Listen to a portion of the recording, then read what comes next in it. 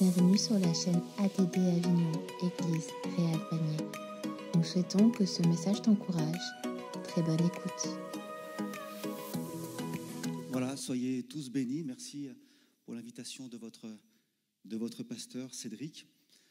Le texte que nous allons partager ce matin se situe après la deuxième multiplication des pains. Voilà, Jésus a renvoyé la foule et donc il s'apprête à monter sur la barque avec ses disciples. Et puis il est interloqué par des pharisiens, il lui pose une question. Et donc on va faire cette lecture dans l'évangile de Marc au chapitre 8, au verset 14 à 21. Évangile de Marc chapitre 8, versets 14 à 21.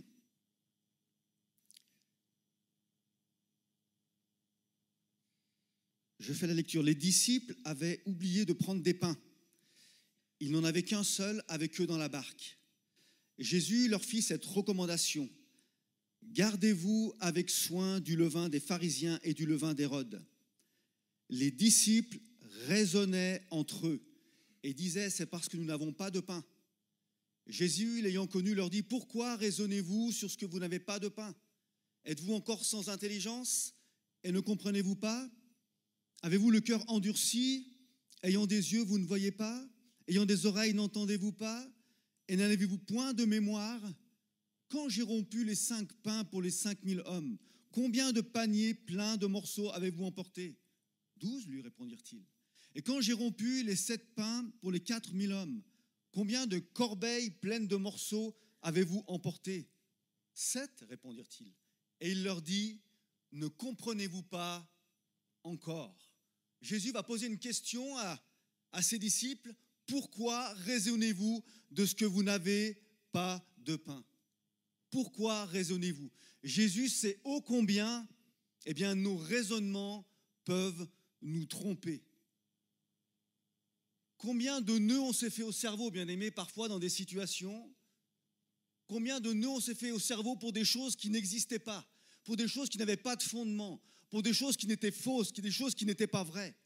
Et on s'est fait des nœuds au cerveau, et combien les conséquences de nos raisonnements ont parfois été des orientations qui n'étaient pas celles de Dieu, qui n'étaient pas dans la volonté de Dieu. Et combien de portes finalement se sont fermées à cause de nos raisonnements. Et ce texte de Marc 8, complété par celui que vous trouverez dans Matthieu 16, nous le montre. Car finalement, ce n'est pas au sujet du pain que le Seigneur leur parlait. Ce n'est pas au sujet du pain qu'il leur parlait, mais au sujet du levain des pharisiens et des sadducéens, au sujet de leur enseignement.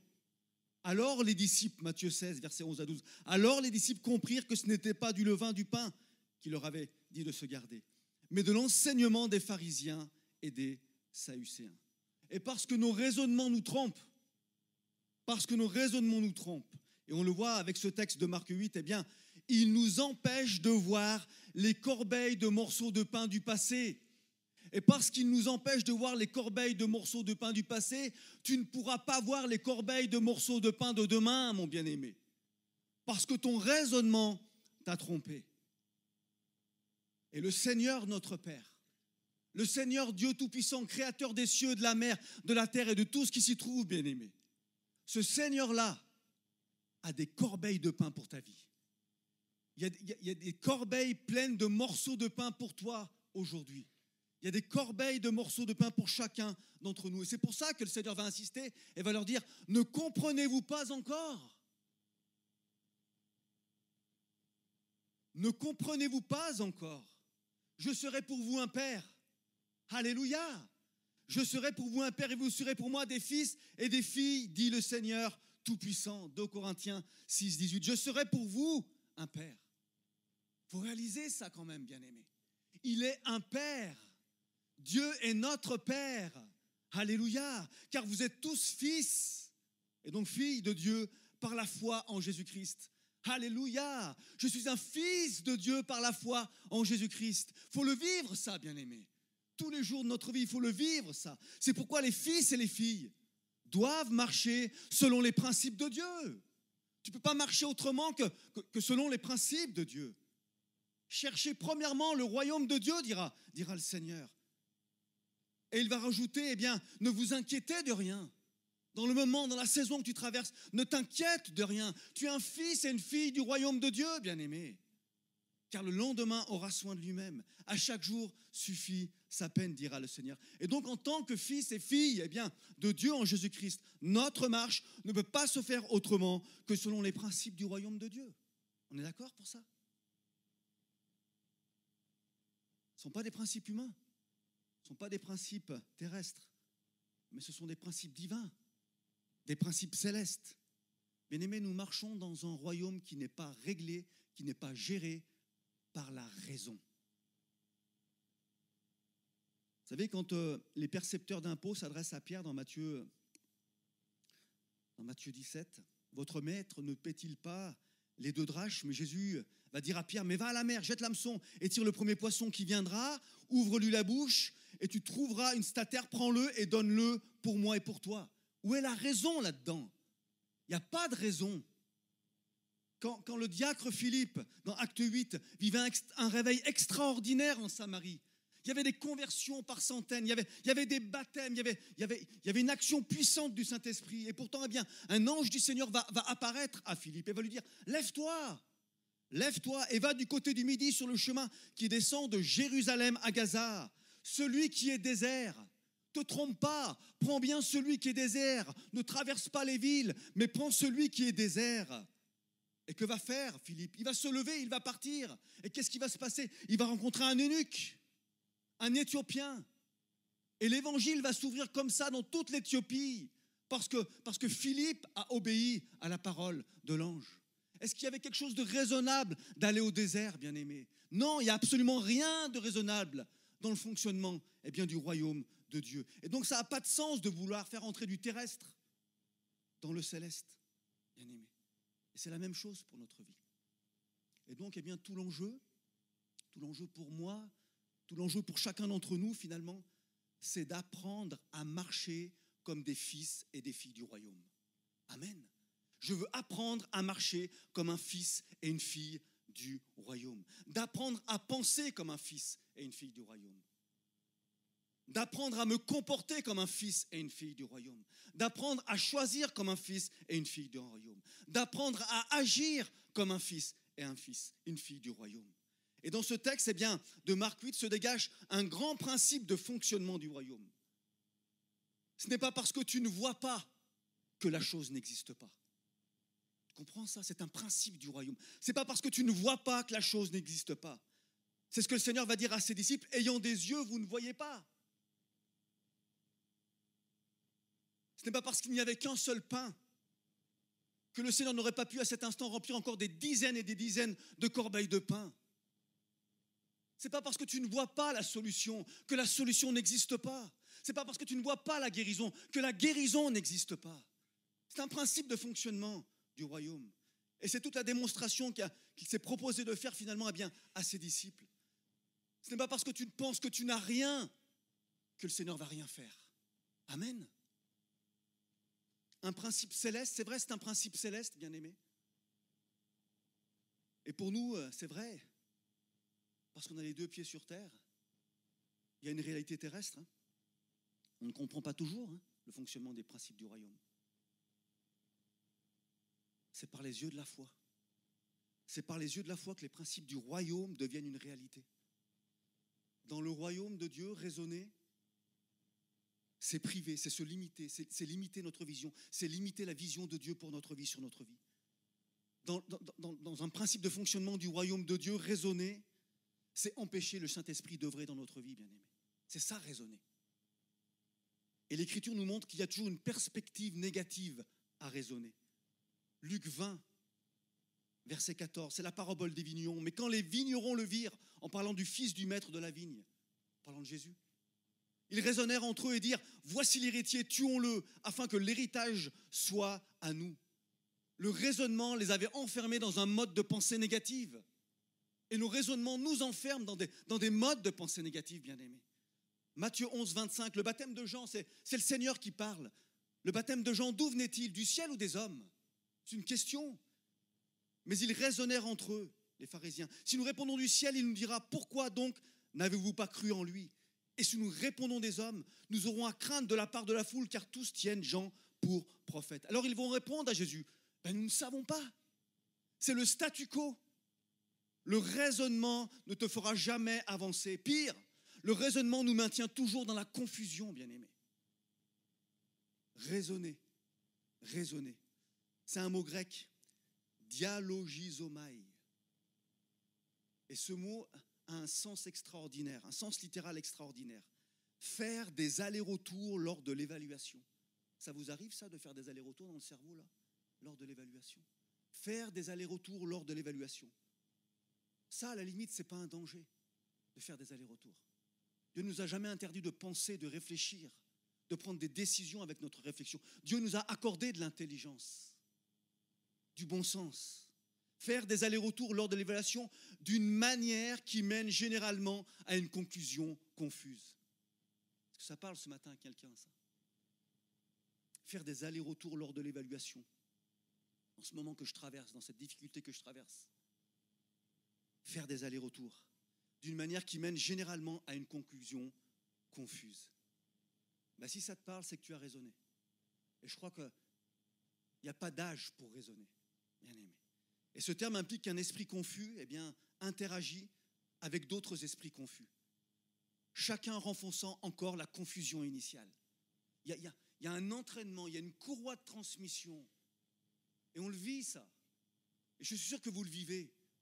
Tac, tac, tac, tac, tac, dans le cerveau. Alors c'est vrai, on n'aime pas la confusion. Hein. Qui peut, eh bien, ce matin me dire, moi j'aime vivre dans la confusion. Non, on n'aime pas la confusion. On a besoin d'y voir clair. Moi j'ai besoin d'y voir clair sur tes projets. J'ai besoin d'y voir clair sur tes directions. J'ai besoin d'y voir clair dans ma vie, Seigneur. On a besoin, eh bien, d'y voir clair. La parole de Dieu nous parle d'un homme qui avait besoin d'y voir clair. Thomas, il avait besoin d'y voir clair. Thomas, appelé Didyme. Didyme, ça veut dire double, jumeau. Et vous savez, quand il y a des jumeaux, c'est toujours la confusion. Bonjour, petit Pierre. Ben non, c'est Paul, parce qu'il est habillé de la même manière. Il y a toujours la confusion quand il y a un double, quand il y a un jumeau. Thomas, appelé Didyme. Thomas avait besoin d'y voir clair. L'un des 12 n'était pas avec eux lorsque Jésus revint, nous dit l'Écriture. Lorsque Jésus est ressuscité, il s'est présenté à ses disciples. Mais Thomas n'était pas là. Il a raté la première réunion de prière. Et les autres disciples vont lui dire, nous avons vu le Seigneur. Alléluia, nous avons vu le Seigneur. C'est une réalité, bien-aimé. Mais que va leur dire Thomas? Oh là là, oh hop hop les gars, vous emballez pas. Moi, si je ne vois dans mes mains, dans ses mains, la marque des clous, et si je ne mets mon doigt dans la marque des clous, et si je ne mets ma main dans son côté, je ne croirai point, dira Thomas. Et 8 jours après, eh bien, de nouveau, les disciples sont réunis dans la maison, et puis le Seigneur vient, et Thomas est là en cet instant. Et Jésus va venir vers Thomas et va lui dire, avance ici ton doigt, et regarde mes mains, avance aussi ta main et mets-la dans mon côté, et ne sois pas incrédule, mais crois. C'est important ça, ne sois pas incrédule, mais crois. Thomas avait besoin de voir pour croire. Ça, c'est un principe terrestre. Mais bien aimé, ce qui t'empêche de croire, c'est ce qui t'empêche de voir. Ce qui t'empêche de croire, c'est ce qui t'empêche de voir. Parce que le Seigneur dira à Marthe, ne t'ai-je pas dit que si tu crois, tu verras la gloire de Dieu? Alléluia! C'est un principe divin, un principe céleste. Et nous sommes des fils et des filles de Dieu qui devons marcher selon ces principes divins, selon ces principes célestes. Et donc, eh bien, Thomas, il était dans la confusion. Thomas, il avait besoin d'y voir clair. Thomas, il n'a pas cru à la parole eh bien, de ses frères, des disciples. Nous avons vu le Seigneur. Et Thomas, il a raisonné dans sa tête. Est-ce que c'est vrai? Est-ce que c'est pas vrai? Est-ce qu'ils m'ont menti ou est-ce qu'ils m'ont dit la vérité? Est-ce que je peux les croire ou est-ce que je ne dois pas les croire? Il a raisonné. Thomas, il avait besoin de preuves. Et vous savez, quand on marche sur le terrain du raisonnement, on aura toujours besoin de preuves. On veut toucher les choses, on veut que les choses soient sensibles. Et la raison, elle a besoin de preuves. La raison, elle se nourrit de preuves. Imaginez que Jésus ne soit pas venu la seconde fois. Imaginez le cœur de Thomas, quoi. Il serait resté toute sa vie sur le terrain du raisonnement. Thomas serait resté toute sa vie sur le terrain de l'incrédulité. Et le Seigneur, ce matin, nous dit, ne sois pas incrédule, mais crois. Ne sois pas incrédule, mais crois, mon frère et ma sœur. Et de la même manière, eh bien souvent, on regarde au pain qu'on a. On regarde à ce qu'on a, on regarde à la preuve, on regarde à ce qu'on tient dans la main, à ce qu'on peut tenir dans la main. Quand le Seigneur, nous appelle à regarder aux corbeilles de morceaux de pain. Nous, on regarde à ce qui est petit. Dieu t'appelle à regarder à ce qui est grand. Nous regardons au pain, Dieu t'appelle à regarder aux corbeilles de pain. C'est ça, c'est ça un principe céleste, bien-aimé. Alors je voudrais faire c'est le temps encore des résolutions, je crois, faire une bonne résolution pour l'année 2025. Seigneur, aide-moi à ne pas me tenir sur le terrain du raisonnement en 2025, quelle que soit la difficulté, parce que je sais que je vais traverser des difficultés, et on en traversera tous, mes bien-aimés, je te ferai confiance. Amen. Alors comment sortir du raisonnement quand on y est? Le Seigneur nous donne la réponse. Qu'est-ce que le Seigneur va dire finalement à ses disciples? N'avez-vous point de mémoire? Vous savez, le raisonnement a cette faculté à nous faire oublier les expériences du passé. C'est pour une certaine génération, vous allez comprendre, c'est comme le télécran. Vous savez, cet instrument, ce jouet qu'on nous offrait, on écrivait, il y avait une barre en bas, on effaçait tout. Et donc, eh bien, le raisonnement a cette faculté de nous faire oublier l'expérience du passé. Et donc, le Seigneur va rappeler à ses disciples les deux expériences de la multiplication des pains. Et il va les amener à tirer par eux-mêmes les conclusions de ces deux expériences. C'est bon que nous tirions les conclusions des expériences, bien-aimés. On oublie vite les bénédictions du Seigneur. On oublie vite les bénédictions du Seigneur. On se souvient par contre de l'épreuve. Ah, quand j'étais dans cette galère, et on parle de la galère. Ah, quand j'étais dans la maladie. Ah, quand j'étais dans la maladie, et on parle de la maladie. Ah, quand j'étais dans la difficulté, et on parle de la difficulté. Vous savez, on parle plus finalement du bras de Dieu qui nous a sortis de cette difficulté. L'intervention de Dieu quand tout nous paraissait impossible. De la présence de Dieu quand on lui disait « Mais tu es où, Seigneur ?» On se souvient de ce qui a manqué. Nous n'avons que 5 pains. Nous n'avons que 7 pains. Et finalement, eh bien, on oublie que derrière, il y a eu des corbeilles de pain. Dans les deux expériences, il y a eu des corbeilles de pain. On raisonne sur des fondements de principes terrestres quand le Seigneur nous appelle à marcher dans des principes eh bien, célestes. La parole de Dieu nous parle d'un homme qui s'appelle Paul. Vous connaissez Paul? Paul aurait pu s'arrêter sur toutes les épreuves de son parcours, raisonner sur des principes terrestres. Mais si cela avait été le cas, il ne se serait pas appelé Paul, bien-aimé. Emprisonné, souvent en danger, 2 Corinthiens 11, 23, 27. Emprisonné, donc souvent en danger de mort. 5 fois, j'ai reçu des Juifs, 40 coups moins 1. 3 fois, j'ai été battu. 1 fois, j'ai été lapidé. 3 fois, j'ai fait naufrage. J'ai été en péril sur les fleuves, de la part des brigands, de la part de ceux de ma nation, de la part des païens, en péril dans les villes et dans les déserts, exposé à de nombreuses veilles à la faim et à la soif. Et il dira, eh bien, à Timothée, quelle persécution n'ai-je pas supportée? Quelle persécution n'ai-je pas supportée?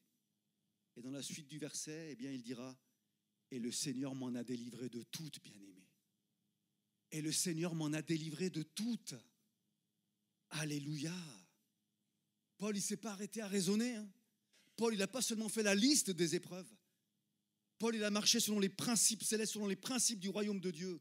Il parle des persécutions, c'est vrai, mais il n'oublie pas la main de Dieu, il n'oublie pas la solution, il n'oublie pas la finalité de tout cela. Et le Seigneur m'en a délivré de toutes. Amen. Souviens-toi des délivrances du Seigneur.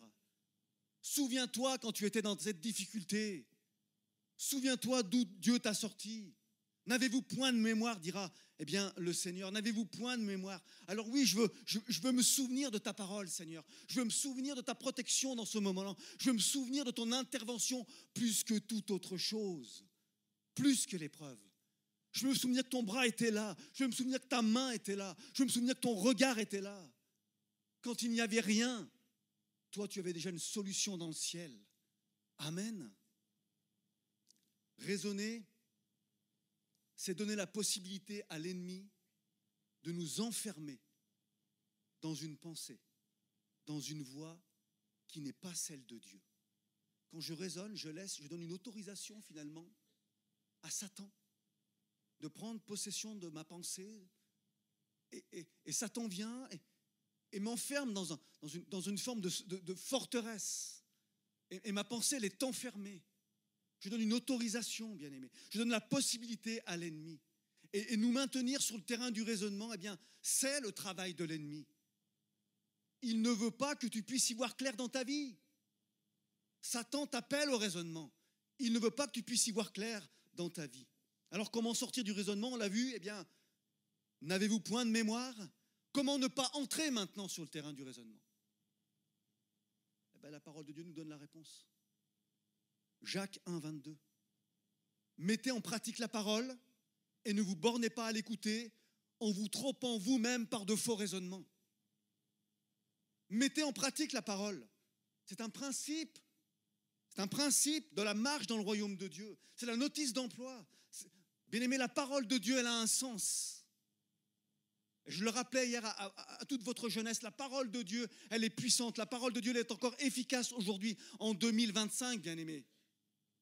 La parole de Dieu, elle a un sens. Aimez-vous les uns les autres, ça a un sens dans l'Église, bien-aimé.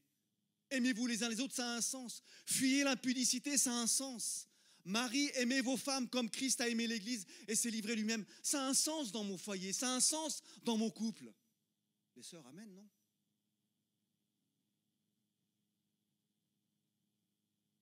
Ne vous inquiétez de rien, ça a un sens.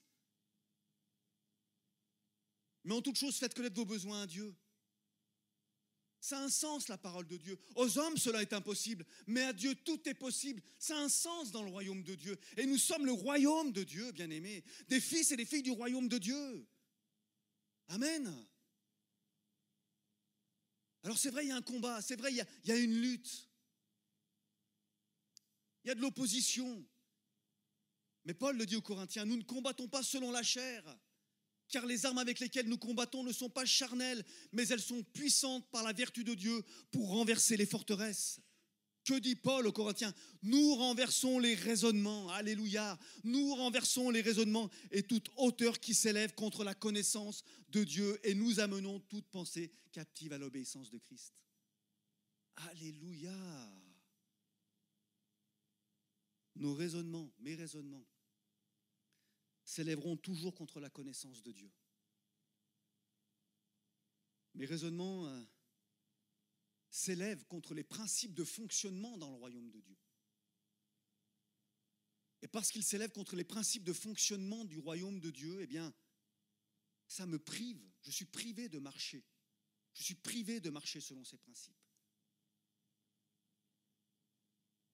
Pourquoi raisonnez-vous? L'ennemi, lui, il ne veut pas que tu marches selon les principes du royaume de Dieu. C'est une réalité, c'est une vérité. Pourquoi? Parce qu'il a lui-même été détruit par les principes du royaume de Dieu. 3 paroles ont suffi à Jésus pour éloigner Satan. Parce que Jésus était tenté. 3 paroles ont suffi. 3 paroles ont suffi à Jésus pour éloigner Satan. Ainsi, tant que nous restons sur le terrain du raisonnement, eh bien, nous donnons toujours l'avantage à l'ennemi sur nos pensées, bien-aimés. Ne nous bornons pas à l'écouter. Ne nous bornons pas à écouter la parole, mais mettons-la en pratique. Que ces principes spirituels, ces principes divins deviennent les nôtres. Que mes pensées s'alignent sur la pensée de Dieu et je ne serai plus trompé par mes raisonnements. Car mes pensées ne sont pas vos pensées.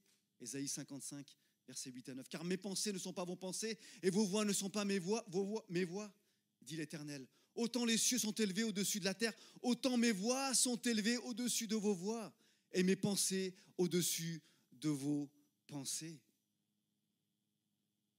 Des fils et des filles appelés à fonctionner selon les principes du royaume de Dieu. C'est ce que nous sommes, bien-aimés. Mon épouse et moi, Sabine et moi, nous vivons actuellement une situation aux enjeux importants. Vous savez, la parole de Dieu, c'est quelque chose de pratique. C'est pratique, la parole de Dieu. Hier soir, nous avons témoigné de ces choses. Les choses sont simples avec Dieu. Nous, on complique les choses. Et on a témoigné hier soir à l'Interjeunesse combien la parole de Dieu, elle est pratique. Je mets en pratique la parole de Dieu. Je ne me borne pas à l'écouter, je mets en pratique la parole de Dieu, bien-aimé. Et donc, Sabine et moi, nous vivons actuellement une situation dont les enjeux, je dirais, terrestres sont importants. C'est un peu comme si j'avais un morceau de pain dans la main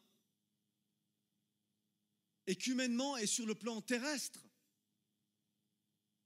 on m'ait dit « Ouais, mais ça ne suffira pas. Ça ne suffira pas. » Parfois, on se trouve dans cette situation. On a des choses, et puis les hommes viennent te dire, non, mais ça ne suffira pas. Il n'y en a pas assez. Et alors, eh bien, j'ai commencé à raisonner. Qu'est-ce qui va se passer si? C'est des questions qu'on se pose, ça. Qu'est-ce qui va se passer, Seigneur, si? Comment ça va se passer, Seigneur, si? Seigneur, est-ce que je me suis trompé? Seigneur, pourquoi? Seigneur, moi, je ne comprends pas. Seigneur, moi, j'ai l'impression que tu t'es trompé, Seigneur, en fait. Je ne suis pas la bonne personne au bon endroit. Seigneur, peut-être que je ne suis pas à ma place. Et voyez-vous, j'ai simplement fait des allers-retours. Des allers-retours lors de l'évaluation de la situation. J'ai raisonné, mais rapidement, eh bien, j'ai vu rapidement que finalement, la finalité de tout ça, eh bien, c'est de me laisser, c'est de me maintenir finalement dans la confusion et dans le doute. Parce que raisonner, c'est s'éloigner de la pensée de Dieu. Quand je raisonne, je m'éloigne de la pensée de Dieu. Alors que faire? Que faire quand on s'éloigne de la pensée de Dieu? Il faut retrouver la pensée de Dieu. Il faut aller chercher la pensée de Dieu. Où est-ce que je vais trouver ta pensée, Seigneur? Dans la parole. Dans ta parole, Seigneur, je veux venir chercher eh bien, ta pensée. Et la première pensée, la première parole que Dieu m'a dite, c'est ce texte de Marc 8. Pourquoi raisonnez-vous? Alléluia. C'est pratique, hein? C'est pratique la parole de Dieu. Pourquoi raisonnez-vous? Et c'est aussi un peu pour ça eh bien, que je vous en parle ce matin, parce que c'est des choses concrètes. On est parfois très haut, bien-aimés. On est parfois très haut. Mais la parole, c'est quelque chose qui est accessible. C'est accessible. Je peux vivre, je peux m'appuyer, je peux fonder, je peux bâtir sur la parole de Dieu. Pourquoi raisonnez-vous de ce que vous n'avez pas de pain? Le Seigneur me dit, mais tu regardes au pain, mais regarde aux corbeilles pleines de morceaux de pain. C'est la foi. Regarde avec les yeux de la foi. Alors j'ai dit, mais tu as raison, Seigneur, tu as raison, mais pourquoi raisonner? Je ne vais pas donner l'avantage à l'ennemi sur moi. Je ne donnerai pas raison à l'ennemi. Et je me suis souvenu de David. David qui avait été envoyé eh bien, par son père sur le champ de bataille pour prendre des nouvelles de ses frères dans 1 Samuel. David, est-ce qu'il a raisonné? Pourtant David, il était méprisé. Il était méprisé dans sa maison, méprisé par ses frères. Mais est-ce qu'il a raisonné, David? Non. David est allé. Et une fois arrivé non plus, il n'a pas raisonné, David, sur le champ de bataille, sur ce qu'il devait faire. Il est écrit qu'aussitôt arrivé, il courut vers les rangs de l'armée et il demanda à ses frères comment ils se portaient. Et tandis qu'il parlait avec eux, voici le Philistin Goliath s'avança entre les deux armées. David dit alors aux hommes qui se trouvaient près de lui, que fera-t-on à celui qui tuera ce Philistin? La pensée de David, elle est claire. Il ne s'est pas posé de questions, il n'a pas raisonné sur le fait de savoir si sa place était là sur le champ de bataille. Bien aimé, ta place est là dans l'église. Arrête de raisonner sur des choses qui n'existent pas. David n'a pas raisonné de savoir si sa place était sur le champ de bataille. Il n'a pas raisonné sur le fait de comprendre pourquoi il était ici. Non, l'Écriture nous dit quelque chose d'extraordinaire. 1 Samuel 17, 37. L'Écriture nous dit que David s'est souvenu. L'Éternel qui m'a délivré de la griffe du lion et de la patte de l'ours me délivrera aussi de la main de ce Philistin. Alléluia. L'Éternel qui m'a délivré de la griffe du lion et de la patte de l'ours hier me délivrera aujourd'hui de la main de ce Philistin. Alléluia, bien-aimé. Amen.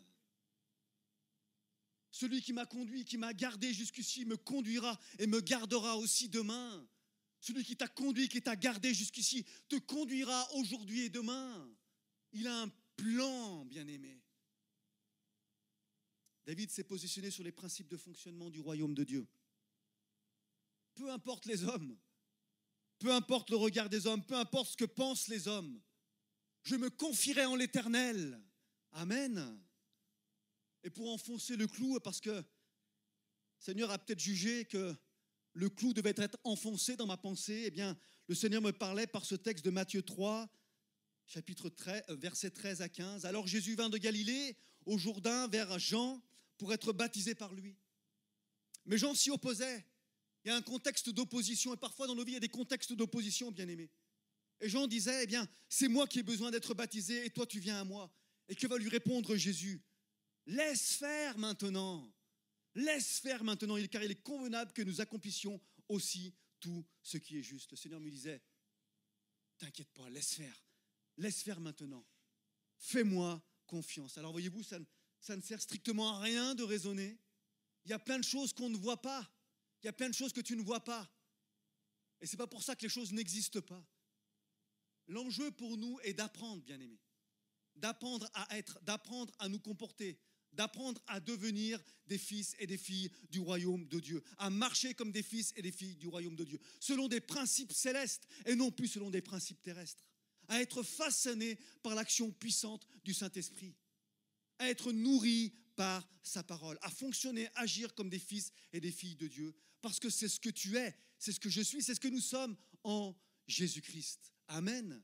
Et fonctionner sur les principes du royaume de Dieu, non sur des raisonnements, eh bien c'est le meilleur moyen d'y voir clair dans notre vie. Alors laisse faire, bien-aimé, parce que le Seigneur a en réserve pour toi des corbeilles de morceaux de pain. Ne comprenez-vous pas encore? Amen. Seigneur, que ton nom soit béni pour ta parole. Ta parole est la vérité, Seigneur mon Dieu. On a besoin de t'entendre, on a besoin de nous identifier dans ta parole, on a besoin de regarder encore à toi en cet instant, on a besoin d'apprendre, qui que nous soyons, on a encore besoin d'apprendre, Seigneur mon Dieu. Tu as des choses à nous apprendre, tu nous appelles à fonctionner comme des fils et des filles du royaume. Seigneur, je veux fonctionner comme un fils du royaume. Seigneur, je veux marcher selon tes principes, je veux vivre de ta parole, je veux bâtir sur ta parole, je veux construire sur ta parole, je veux m'appuyer sur ta parole. Seigneur, merci parce que ta parole, elle est vivante. Merci parce que ta parole, eh bien, elle a une action puissante dans ma vie et dans mon cœur. Merci pour l'action du Saint-Esprit. Ta parole, c'est l'épée de l'esprit. On a besoin de l'esprit et on a besoin de la parole. Les deux sont indissociables. Seigneur, merci parce que je crois que ce matin, tu bénis ton Église ici. Tu bénis ses bien-aimés, tu bénis ses frères et ses sœurs. Tu ouvres nos cœurs. Viens illuminer les yeux de notre cœur. On a besoin de comprendre des choses encore, Seigneur mon Dieu. Parfois, on marche tellement haut qu'on est tellement loin de toi. Seigneur, tu nous parlais simplement, tu as parlé simplement à tes disciples, tu as parlé simplement à des hommes et des femmes sur cette terre. Ils ont compris ta parole, ils l'ont mis en application, Seigneur mon Dieu, ils ont vu des choses extraordinaires. Seigneur, je ne veux pas regarder au pain, mais je veux regarder aux corbeilles pleines de pain que tu en réserves pour ma vie, Seigneur mon Dieu. L'ennemi ne veut pas que je raisonne comme cela. Seigneur, merci parce que, Seigneur mon Dieu, tu es le chef et le consommateur de ma foi. C'est toi qui nourris ma foi, Seigneur mon Dieu. Et je veux te rendre grâce pour cet instant, je veux te rendre grâce pour ce moment. Et je te prie de bénir ton Église, ici et partout en France, Seigneur mon Dieu. Pour la gloire de ton nom, Jésus.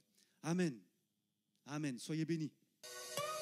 Merci d'avoir écouté ce message. Si tu apprécies ce podcast, alors abonne-toi et partage-le à ton entourage. Que Dieu te bénisse et à très bientôt.